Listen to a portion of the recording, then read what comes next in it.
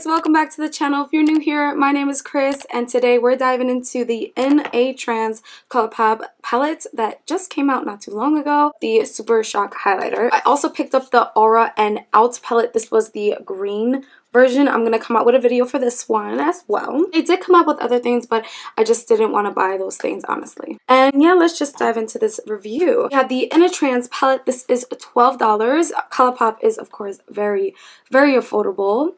And this is the back of the box. And there's no information on here in terms of the ingredients. And this is how the palette looks. This palette weighs 9 grams. It's made in the USA.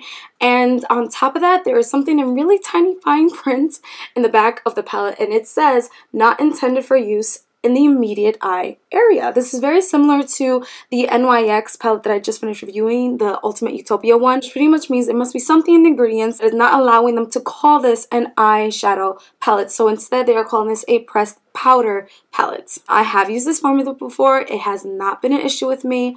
But, of course, I wanted to mention that so that you are aware of it. And here's the inside of the palette. I'm going to bring this up close so you guys can take a look at the color story. We have 5 mattes, 3 shimmers, and 1 pressed glitter in the center. The palette does come with a mirror, but no, it does not fold all the way back, so I'm just going to leave it like this. Now, in terms of formula, you guys, I feel like this palette is not consistent. I used every single shadow today, and I did notice that up level, this one down here, did need a lot more buildup versus Daydream Baby that really didn't need much buildup. It was there, it was pigmented, it was vibrant, beautiful. In the swatches, Mind's Eye and Crown Chakra, I think I'm saying that right, these two feel so much better than Clarity in terms of a swatch, and Clarity looks so sheer. However, when I use this later in the eye demo that you guys will see, this is absolutely beautiful. It is stunning. I went in with a dry brush and I was super impressed.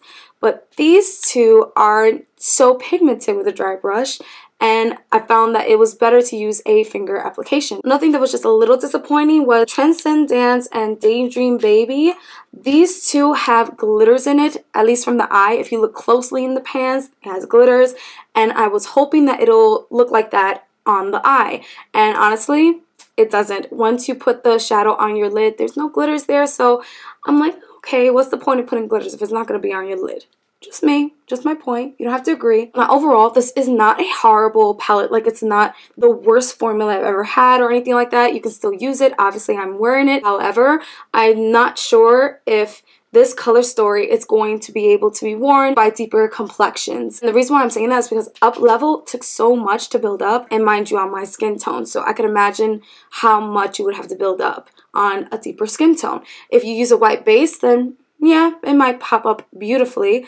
But for those who aren't really into that and just want to throw it on your lid and call it a day, I'm really not sure how this is going to look. I can tell you that the shadows, they don't look chalky, so that makes me happy. But once again, I just don't know how this is going to look on deeper complexions. So, whew, you guys know I try my best to make a palette work. So honestly, if I ever have some critiques, it's because it just took me there.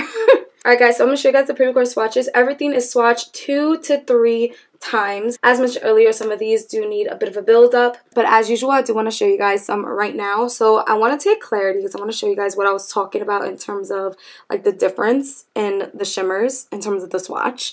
And then I took Mind's Eye while I was talking. And I'm going to take, let's take Up Level. Almost took it on the wrong finger. And Daydream. This is Clarity. Here you go. It's the next one.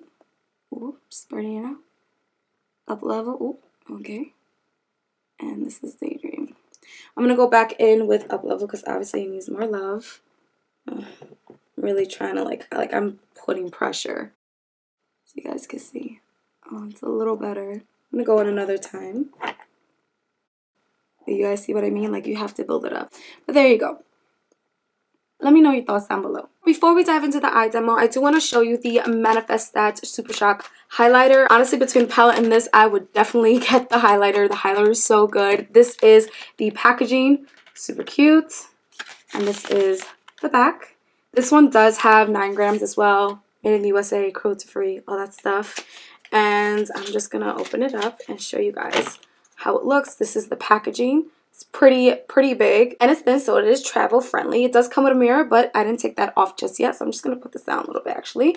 And this is how it looks up close. It is very, very pretty, you guys. Like, I just wanna, oof. I went ahead and I put it on my face, and I was so happy to see how pigmented it was, and I went in very softly. I really did enjoy this. If there's anything you want to take from this collection, I would highly suggest going for a Super Shock, which is called, once again, Manifest That. Okay, now the eye demo. I do use 2 of the crayon case brushes. I've been using these a lot lately. This is from the pencil set. I use the JH33 brush from Morphe, and of course the Ipsy x Tetris collab, which is just the angled brush. I've been using this for like waterline. So as always, I'm putting down the Kylie Cosmetics Makeup Concealer on my lid. I'm patting it down with the Junico sponge. Then with the Morphe JH33 brush, I'm going to go straight into Up Level. I put it on my lid, and the first thing I notice is, where is it? It's not even there. So I go back again, and I really try to take as much as I can on the brush, and you can see it more, but I still had to keep going back and forth into the pan to build that up. But I did place that on my outer V, and I brought it into my crease line. Right on top of that, using the same brush, I did put Daydream Baby. This particular shadow is probably my favorite out of all of them. Even though the glitter doesn't really show, as I mentioned earlier, it's still really pretty. So I went ahead and I put that right on top, doing the same motion. Not cutting my crease today, you guys, but I am going to take the crayon case flat brush. I use this for shimmers as always, and I go into Crown Chakra. I go in with the dry brush and I put that right on the lid. It is pretty, however, it's not as pigmented as I want it to be, so I go in with a finger, and of course it came out so much better. So maybe with the wet brush it might give you that same kind of color payoff, but so far I would highly suggest using a finger. Then to cool down that shimmer, because I didn't want it to be too pink, I wanted to go in with Mind's Eye, and I took it very lightly with the brush and I just patted it right on top. Mind's Eye is very similar to the pink shimmer because it does show up so much better with a finger. I like using pressed glitter, so